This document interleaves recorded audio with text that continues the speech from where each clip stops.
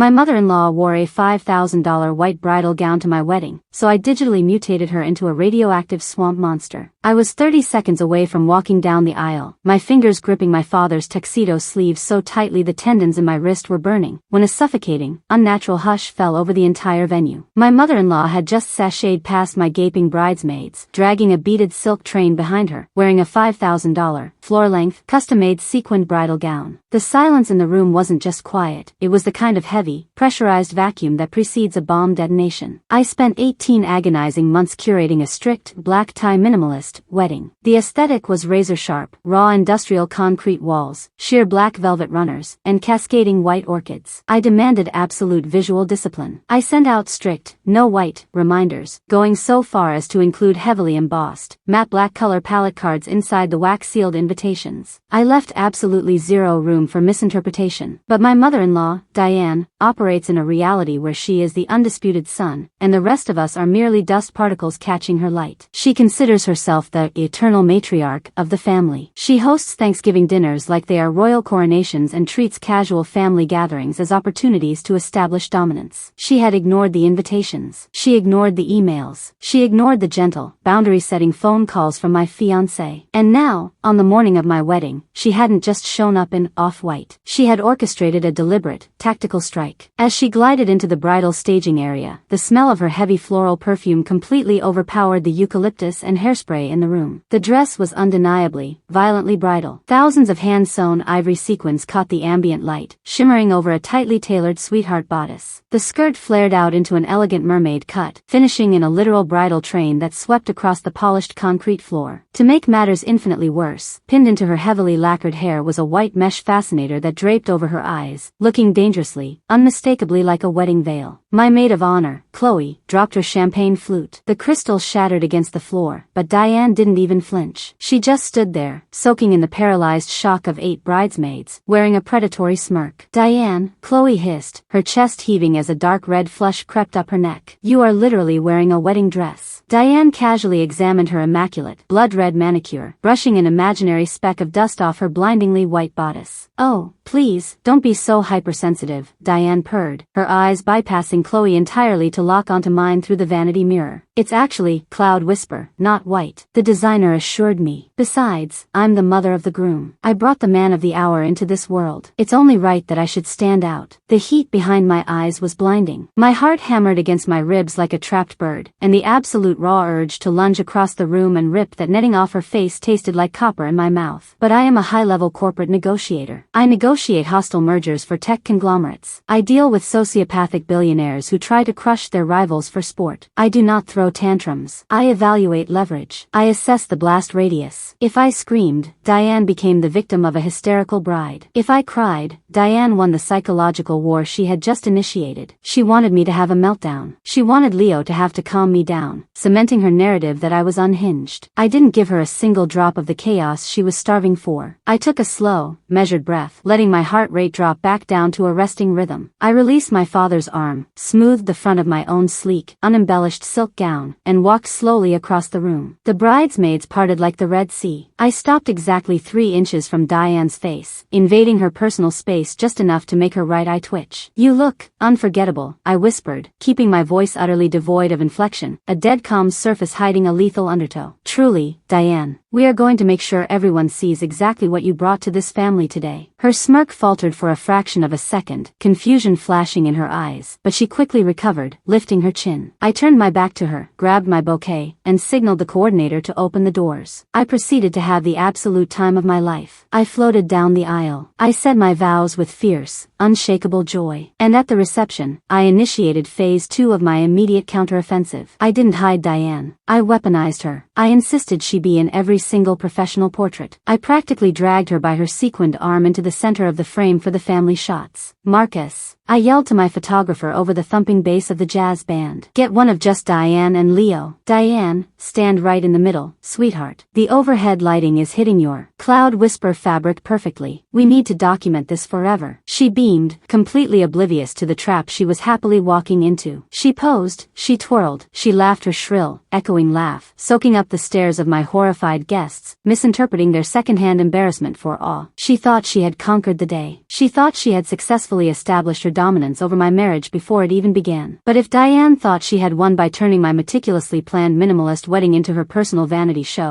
she grossly underestimated what a woman who negotiates hostile corporate takeovers does for fun. That's when the real bombshell dropped. 3 weeks later, the honeymoon was over, the dust had settled, and I had a deeply classified, closed-door meeting with Marcus, my wedding photographer. Marcus is a heavily tattooed, fiercely cynical artist who despises the cliché politics of the wedding industry and lives entirely for high-stakes interpersonal drama. I walked into his studio, poured us both a glass of expensive bourbon, and slid a blank check across his desk. I didn't just ask him to digitally alter the color of her dress. Any amateur with a laptop could make a dress green. I paid him for his top-tier, unadvertised, dynamic chromatic package. Marcus cracked his knuckles, a terrifying grin spreading across his face, and went to work. He didn't just dump a flat color overlay on her. He utilized a specialized, frame-by-frame AI masking software that isolated every single individual sequin on Diane's Cloud Whisper gown. He meticulously color-graded the fabric to a rotating, escalating selection of absolute, nauseating visual atrocities. We crafted a timeline of degradation. In the pre-ceremony photos, the dress is a subtle, unsettling, slimy algae green, the exact color of standing water in a forgotten birdbath. As the evening progresses into the reception photos, the lighting shifts, and the AI mask adapts, turning the dress into a dense, impenetrable, septic sludge brown. By the time we reach the cake-cutting sequence, the sequined gown has deteriorated into a vibrant, sickly, mildew yellow, making her look like a walking biohazard warning. But I didn't stop at still photography. I had also contacted my videographer, an absolute technical genius who found the entire situation hilariously vindictive. I paid him to scrub through the raw, 4-hour reception footage and apply a localized, reactive filter, exclusively to Diane's body. The filter was tied to the audio waveforms of her microphone pickups. Every single time Diane speaks, interrupts a conversation, or unleashes her booming laugh in the wedding video, her dress physically pulses with a faint, sickening, radioactive neon glow. When she is quiet, it settles into a dull swampy matte. But the moment she opens her mouth, she illuminates the background like a literal, glowing villain from a low-budget 1980s sci-fi movie. It was a masterpiece of digital assassination. Yesterday morning, at precisely 9 a.m., peak Sunday scrolling hours, I launched the official digital album. I didn't send a private link. I uploaded a curated gallery of 150 high-resolution photos directly to a public Facebook album. I tagged the entire extended family. I tagged her church group friends. I tagged her fellow country club members. I titled the album, A Day of Love, Joy, and Diane's Unique Fashion Choices. I poured myself a cup of black coffee, sat at my kitchen island, and watched the digital carnage unfold in real time. The notifications began trickling in within 3 minutes. By minute 10, my phone was violently vibrating across the granite countertop. The comments were a massacre. Great Aunt Mildred commented first, "Beautiful ceremony, Scarlet. But why is Diane wearing the color of oxidized copper? Is she feeling unwell?" Leo's cousin Greg chimed in 5 minutes later. "Yo, why does Aunt Diane look like she's about to steal the Declaration of Independence in camouflage? Shrek vibes. I love it." At exactly 9:22 a.m., Diane bypassed calling me entirely and went straight for the public arena. Her comment appeared in all caps, reeking of absolute panic. "Scarlet, delete these immediately. I look like I'm wearing a dumpster fire. My dress was pristine white. You vindictive little." I felt a cold, calculating smile stretch across my face. I didn't text her privately. I didn't call her to hash it out. I typed my response directly beneath her frantic, flailing comment for all 300 of our mutual connections to read. "Oh Diane, my goodness, we were all so worried. We thought the venue lighting was just reacting strangely to your Cloud Whisper fabric. Is that not what it looked like in person? I just naturally assumed you specifically chose that swamp sage color to match the outdoor botanical theme. Surely you didn't wear a white bridal gown to your own son's wedding? That would be so deeply embarrassing for a woman of your standing." The trap snapped shut. The silence on the thread was deafening. If she admitted the photos were fake, she had to publicly confess, in writing, to all of her peers, that she bought and wore a white bridal gown to upstage the bride. If she accepted the photos as reality, she was forever immortalized as a woman who willingly chose to wear the color of raw sewage to a black tie event. Checkmate. My husband, Leo, had been sitting silently on the living room sofa, watching me type. He is a quiet man, deeply loyal, and has spent 30 years trying to expertly navigate his mother's suffocating narcissism. He watched his phone light up as Diane immediately pivoted, calling him in hysterics, begging him to rein me in, demanding that he force me to take down the album and restore her pristine image. I held my breath, watching him stare at the ringing screen. He declined the call. He opened the massive, 50-person extended family group chat that Diane had created years ago to coordinate holidays. My pulse pounded in my ears as his thumbs flew across the keyboard. "Actually, Mom," Leo typed into the chat, the message appearing instantly on my screen. "I've decided to print that algae green version of you by the cake for the living room mantle. It really highlights your personality. Next time, just wear navy." Within 60 seconds of that text, Diane systematically deactivated her Facebook, her Instagram, and her Pinterest accounts. She vanished from the digital world, retreating into a furious, humiliated exile. The swamp green dress is now a legendary, untouchable family meme. The extended cousins have secretly made it their group chat icon. Marcus, my brilliant, cynical photographer, has since received 3 new, high-paying bookings from future brides specifically requesting his toxic MIL editing services. As for me, I am currently sitting on my velvet sofa, sipping a glass of chilled champagne, staring at a massive, freshly framed 11 by 14 photo resting perfectly on my living room mantle. It features me, looking radiant and victorious, standing right next to my glaring, sewage-saged mother-in-law pulsing with a faint radioactive tint. Am I the monster here for completely erasing her reality, or did the eternal matriarch finally get exactly the shade of karma she deserved?